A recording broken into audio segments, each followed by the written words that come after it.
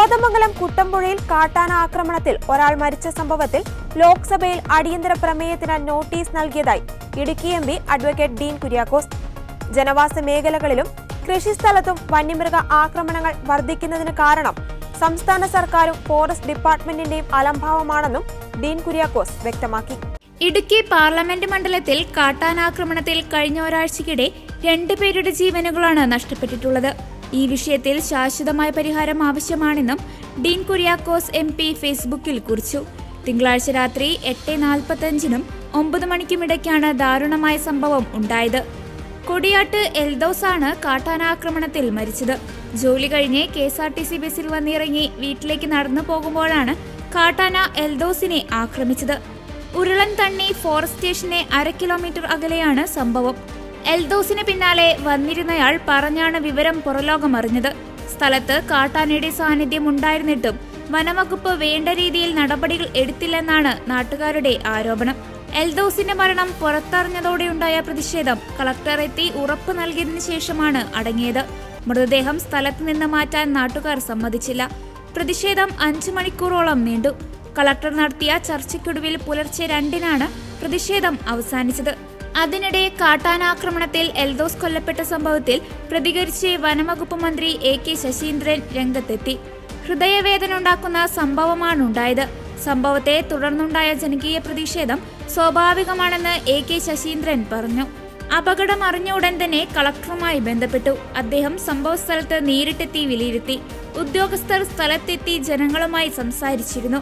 ഉദ്യോഗസ്ഥരുടെ ഇടപെടലാണ് സംഘർഷ സാധ്യത ഒഴിവാക്കിയതെന്നും അദ്ദേഹം പറഞ്ഞു.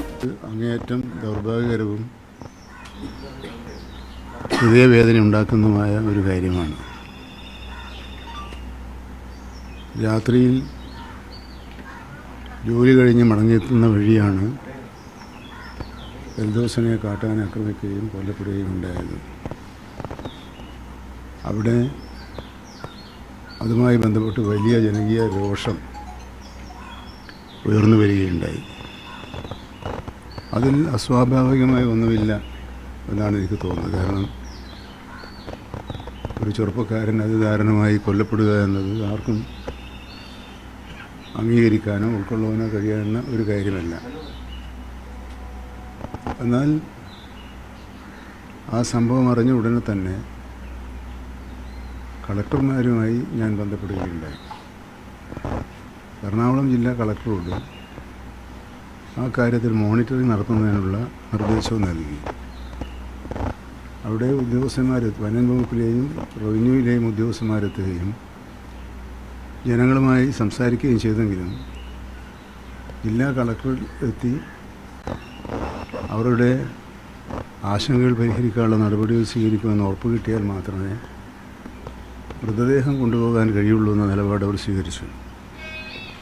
ഇതേ തുടർന്ന് വളരെ വൈകിയാണെങ്കിലും രാത്രി വൈകിയാണെങ്കിലും ജില്ലാ കളക്ടർ അവിടെ എത്തുകയും ബന്ധപ്പെട്ടവരുമായി കൂടിയാലോചിച്ച് പരിഹാരമാർഗങ്ങൾ നിർദ്ദേശിക്കുകയും അവ നടപ്പിലാക്കാനുള്ള നടപടിക്രമങ്ങൾ പൂർത്തിയാക്കുകയും ചെയ്തതോടുകൂടിയാണ് സംഘർഷത്തിന് വരവ് വന്നിട്ടുള്ളത്. ഇപ്പോൾ മൃതദേഹം കളമശ്ശേരി മെഡിക്കൽ കോളേജിൽ സൂക്ഷിച്ചിരിക്കുകയാണ്. പോസ്റ്റ്മോർട്ടം തുടങ്ങിയ സാധാരണ നടത്തിവരുന്ന നിയമപരമായ നടപടികൾ പൂർത്തിയാക്കേണ്ടതുണ്ട്. ഇന്നലെ തന്നെ കളക്ടറുമായി സംസാരിച്ചപ്പോൾ ഞാൻ പറഞ്ഞിട്ടുള്ളത് അവർക്ക് കൊടുക്കാനുള്ള സഹായധനം 10 ലക്ഷം 2 ഗഡുക്കളായിട്ടാണ് കൊടുക്കേണ്ടതെങ്കിലും ഒരുമിച്ച് ഇന്ന് തന്നെ കൊടുക്കാനുള്ള നടപടികൾ സ്വീകരിക്കണമെന്ന് നിർദ്ദേശം അങ്ങനെ ചെയ്യാമെന്ന് അവരോട് ഉറപ്പ് നൽകിയിട്ടുണ്ട്. പിന്നെയുള്ളത് ഈ വരുന്ന വഴിയിൽ പ്രതിരോധ പ്രവർത്തനങ്ങളുടെ വീഴ്ചയുണ്ടായിട്ടുണ്ട് എന്നാണ്. അത് നേരത്തെ കിട്ടിയ ഫെൻസിങ്ങുകൾ ഏരിയകളെല്ലാം തന്നെ നഷ്ടപ്പെട്ടിട്ടുണ്ട്, നശിച്ചു പോയിട്ടുണ്ട്.